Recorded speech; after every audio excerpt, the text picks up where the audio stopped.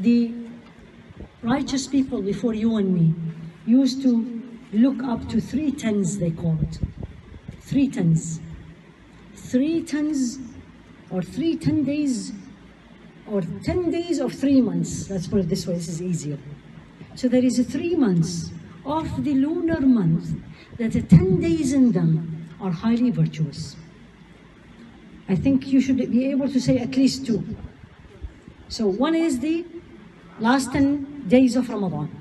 And we usually refer to them as the last 10 nights of Ramadan. And then we said the first 10 days of Dhul Hijjah. And then which are the third one? The first 10 days of Muharram. So the first 10 days of the first month of the lunar year, which is next, the month after Hajj.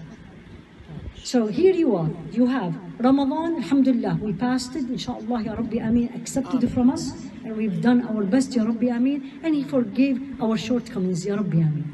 Now these 10 days are coming in a few days.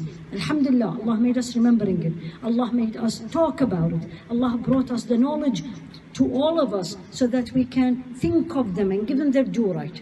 The same you're going to apply to the first 10 days of